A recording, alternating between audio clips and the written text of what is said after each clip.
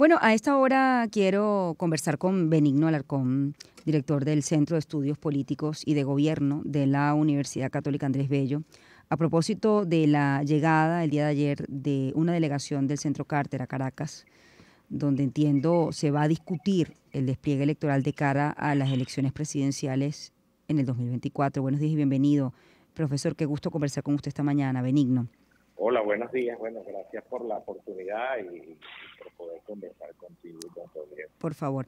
Bueno, la visita del Centro Carter de alguna manera es para avanzar en lo que ya se había acordado en este acuerdo, valga la redundancia, que se firmó en Barbados, o más bien responde a las tensiones en estos últimos días posterior a las elecciones de la oposición, las elecciones primarias, en donde luego pues el TCJ ha declarado nulidad pues de efecto, ¿no? En los efectos que pueda tener la primaria sobre la incidencia política y la decisión de cada ciudadano que participó en esa elección. Entonces la pregunta es, ¿esta delegación ha venido para mediar o ha venido para seguir un proceso para las presidenciales en el 2024? Bueno, la realidad es que yo no he tenido la oportunidad de reunirme con la misión del Centro Carter. Normalmente cuando vienen a Caracas me llaman, me imagino que en esta oportunidad me llamarán también para conversar. Pero hasta ahora no he tenido la oportunidad de conversar con ellos. Pero mi impresión, y si uno ve normalmente cuáles son las razones por las cuales ellos han estado presentes en Venezuela en los últimos años, siempre ha sido por temas básicamente de misiones de estudio electoral más que de observación electoral. Y esto lo digo porque la observación electoral tiene todo un... A ver, Benigno, lo estoy perdiendo, no puedo escucharlo bien. Ajá. A ver si ahora lo escucho mejor. Ajá, me decía. Ok, lo que le decía era que mi impresión es que la misión del Centro Carter viene más por razones de observación electoral que por razones de mediación, que lo que han hecho en los últimos años básicamente es estar más pendiente del tema electoral y de los procesos electorales que servir como mediadores, que no lo hacen desde la época donde Carter sirvió como mediador en aquel proceso del referendo revocatorio de Hugo Chávez en el año 2004. Bueno, el referendo se dio en el 2004 y el proceso de mediación en el 2002, ¿no? Entre 2002 y 2003. Desde entonces ellos han estado más haciendo misiones de estudio para hacer seguimiento de los procesos electorales que para mediar. Y tengo la impresión de que las razones por las cuales están en este momento son exactamente las mismas, para tratar de estructurar una misión de observación electoral. Es decir, que la observación sería más técnica que con respecto a temas de negociación política. Por ejemplo, la participación de candidatos inhabilitados. Sí, mi impresión es esa, de que ellos están más por razones técnico-electorales que por razones de cumplimiento, seguimiento al acuerdo de Barbados. Y la posible razón por la cual vienen con tanta anticipación, considerando que, bueno, que al final nosotros no vamos a tener unas elecciones presidenciales según el mismo acuerdo de Barbados antes del segundo semestre del año que viene, es porque montar una misión de observación propiamente, que no es lo que ellos han hecho en los últimos años, sino que han mandado misiones de estudio, lleva mucho tiempo y hay que desplegar un número importante de personas y hay que cumplir con unos protocolos que ellos no han tenido el tiempo de cumplir en los últimos años. Ellos estuvieron presentes en la última elección regional y municipal, pero la única entidad que hizo observación propiamente dicha fue la misión europea. Y el resto de las organizaciones estuvieron más como testigos del proceso, como misiones que evaluaron ciertos aspectos del proceso, pero no como una misión de observación electoral propiamente. Y como no se sabe a qué altura del segundo semestre del 2024 tendremos una elección, es lógico pensar que ellos van a querer tener pues estar preparados para ese proceso y tratar de alguna manera de desplegar una misión técnica aquí que puede ir cubriendo las diferentes etapas de un proceso de observación electoral propiamente dicho. Sí, lo que ha ocurrido y las decisiones que se han tomado, las declaraciones que se han hecho a propósito de las elecciones primarias y bueno, las sentencias también, entorpecen lo firmado con Barbados. Es un proceso que va caminando paralelamente a las distancias que puede haber o a las distintas opiniones que puede haber sobre lo que ocurrió en las elecciones primarias.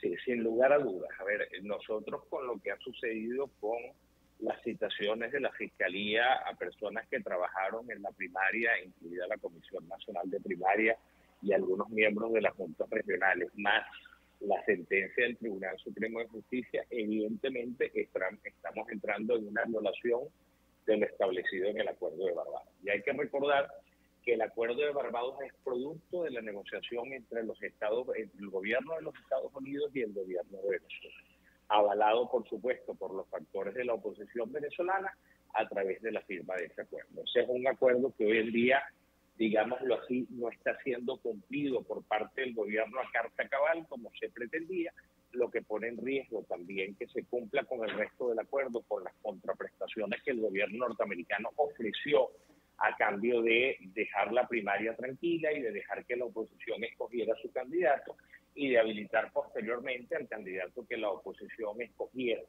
Entonces, digamos que el acuerdo propiamente yo diría que está en peligro hoy, pero volviendo al tema de la misión del Centro Carter, bueno, ellos se tienen que preparar para el mejor escenario, o sea, para un escenario donde hay elecciones y donde las elecciones se llevan a cabo bajo las condiciones establecidas en ese acuerdo y en los acuerdos que se firman posteriormente. Y eso lleva tiempo, o sea, independientemente de que haya cierto nivel de suspicacia o cierto nivel para desconfiar de que el acuerdo va a ser cumplido a carta cabal, si tú quieres ser observador electoral, tienes que empezar a hacer el trabajo.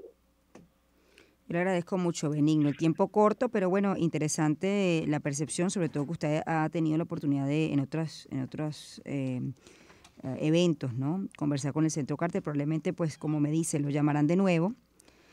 Pero es interesante conocer, sobre todo en este contexto, ¿no? Donde ha ocurrido varias cosas, ¿no? El tema de la sentencia del Tribunal Supremo de Justicia a las primarias, lo que ha sido también la investigación de la Fiscalía a los organizadores de las primarias, la llegada del Centro Carter de alguna manera, sobre todo por la tradición que ha tenido el Centro Carter en mediación de conflictos políticos, ¿no?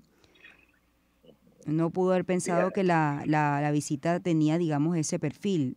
Más bien usted lo percibe de otra manera. Interesante. Sí, bueno, la realidad es que no ha sido lo que el Centro Carter en el caso venezolano ha hecho en los últimos años. Es más, básicamente desde el año 2003-2004 ellos han estado muy enfocados en la calidad de los procesos electorales y no tanto en el tema de servir de mediadores al proceso. Y creo que en la comunidad internacional en general, Cindy, hay un acuerdo tácito, pero hay un acuerdo de permitir que Noruega haga su trabajo. Y por un lado tenemos a los Estados Unidos y a Venezuela, los dos gobiernos haciendo como principales actores de este proceso de negociación, con la oposición que no tiene, digámoslo así, la capacidad para dar contraprestaciones al gobierno del tipo de contraprestaciones que ellos quieren, pero avalando de alguna manera el proceso y tratando de coordinarse junto con los Estados Unidos en este proceso de negociación. Sí, ahora hay un punto, Benigno, antes de despedirlo, el tema de la inhabilitación, es decir, en las inhabilitaciones. En este acuerdo, pues no se menciona este punto, es un punto pendiente, incluso lo ha dicho la delegación de oposición que asistió allí. La pregunta es, bueno, ¿qué instancia está tratando este tema, ¿no? Desde el punto de vista de mediación? ¿Es Noruega? ¿Son los Estados Unidos? ¿Por dónde, digamos, o en quién recae este peso para, bueno, poder lograr la inhabilitación de algunos candidatos y que participen en las elecciones primarias, ¿no? Estamos hablando en este caso de una sola, que es la que ha ganado las primarias, que está inhabilitada, María Corina Machado. Claro, a ver, lo primero es que lo que se ha solicitado tanto desde el lado de la oposición como desde el gobierno de los Estados Unidos es que todas estas inhabilitaciones se levanten porque para comenzar no cumplen con los requisitos de la ley venezolana, que es el hecho de que para que alguien esté, digamos, privado de sus derechos políticos, tienen que mediar una sentencia definitivamente firme en materia penal. Y esto no existe en ninguno de los casos. Estos son inhabilitaciones administrativas cuya razón es netamente política. O sea, levantar las inhabilitaciones depende de la voluntad del gobierno principalmente. Esa es la realidad. El gobierno puede levantarlas mañana si quiere, y si no lo ha hecho es porque no lo ha querido hacer, porque la naturaleza de estas inhabilitaciones es netamente política.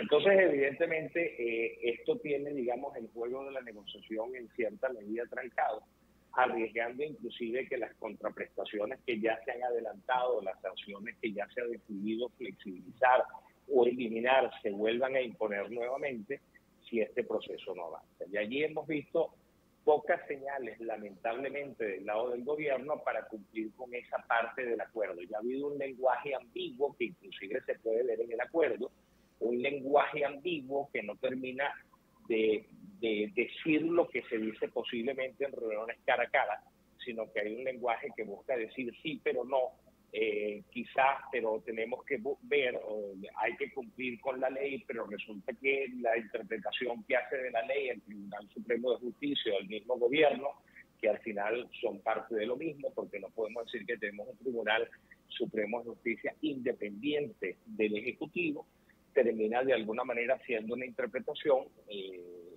a conveniencia, por decirlo así, del gobierno. Y ahí justamente están los puntos que ponen en riesgo todo este proceso de negociación. Le agradezco, Benigno Alarcón, director del Centro de Estudios Políticos y de Gobierno de la Universidad Católica Andrés Bello, a propósito de la visita de la delegación del Centro Carter a Caracas para discutir el despliegue electoral de cara a las elecciones presidenciales del 2024. Vamos a hacer una pausa y mientras ya está aquí mi invitada para nuestra sección Huellas Ocultas.